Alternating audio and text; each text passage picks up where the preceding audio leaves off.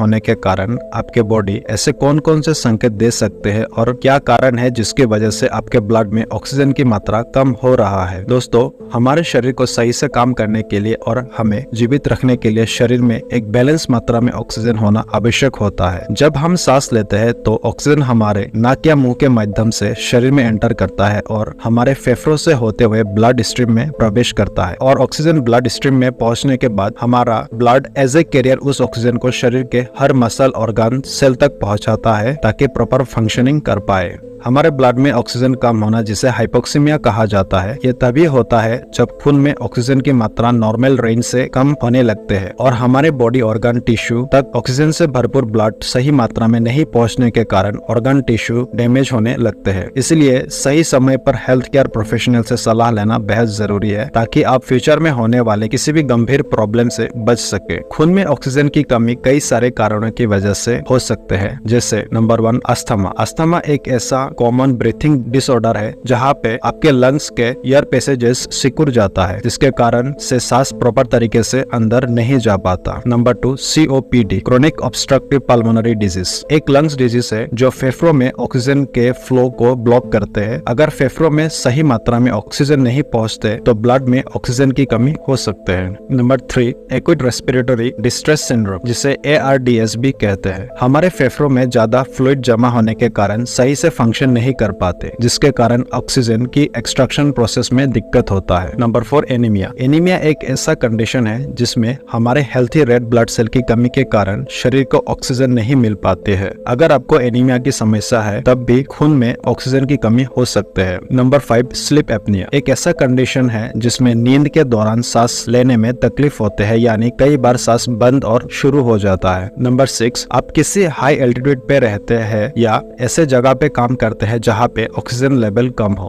तब भी ऑक्सीजन की कमी होने के कारण हाइपोक्सीमिया हो सकते हैं। इसके अलावा आपको निमोनिया, हार्ट डिजीज है, तब आपको सांस लेने में तकलीफ होगा और खून में ऑक्सीजन सही मात्रा में नहीं पहुंचने के कारण ब्लड में ऑक्सीजन कम हो सकता है। अब हम जानेंगे कुछ ऐसे संकेतों के बारे में जो इशारा करता है कि आपके ब्लड में ऑक्सीजन की कमी हो रहा है। नंबर 1 थकान। ब्लड में ऑक्सीजन की कमी होने पर बिना कुछ मेहनत के काम किए भी बहुत अधिक थका हुआ लगते हैं। अगर किसी व्यक्ति को हर दिन ऐसा थकान के साथ घबराहट भी महसूस होता है तब ये संकेत हो सकता है आपके खून में ऑक्सीजन की मात्रा कम हो रहा है। नंबर 2 सांस लेने में दिक्कत और तेजी से सांस लेना। जब हमारे लंग्स सफिशिएंट अमाउंट में हवा नहीं ले पाते तब ऑक्सीजन की कमी होती है और हमारे सांस फूलने लगते हैं, जिसके कारण तेजी से सांस लेते हैं और सांस लेने में भी दिक्कत होता है। नंबर 3 होठों का रंग नीला पड़ना और चेहरे की रंगत फीका हो जाना। अगर आपके होठों का रंग नीला और उसमें हल्की हल्की सूजन आ गई है, साथ ही चेहरे पर कालापन दिखाई देने लगा है, तो जान लीजिए ये शरीर में ऑक्सीजन लेवल की कमी का संकेत है। दरअसल जब भी हमारे शरीर में ऑक्सीजन का लेवल कम हो जाता है तो हमारे होठ नीले पड़ने लगते हैं। ऑक्सीजन की कमी होने पर स्किन की चमक भी खराब हो जाता है, लेकिन वो ऑक्सीजन का लेवल बहुत कम हो जाता है तो स्किन पीली दिखाई देता है। नंबर 4 चक्कर आना और सिर में दर्द होना। खून में ऑक्सीजन की कमी की वजह से चक्कर आना सबसे आम संकेतों में से एक है। हमारा ब्रेन सही से काम करने के लिए ब्रेन तक सफिशिएंट मात्रा में ऑक्सीजन पहुंचना जरूरी है। जब खून में ऑक्सीजन की कमी होते है तब ब्रेन तक ऑक्सीजन से भरपूर ब्लड नहीं पहुंचने के कारण चक्कर आने के साथ सिर में दर्द रहता है। Number 5 confusion. दोस्तों, ब्रेन हमारे शरीर में सबसे अधिक ऑक्सीजन पर निर्भर ऑर्गन में से एक है, जिसे फंक्शन करने के लिए कांस्टेंट ऑक्सीजन की सप्लाई आवश्यक होते हैं। जब ब्रेन को सफिशिएंट ऑक्सीजन नहीं मिलते हैं तो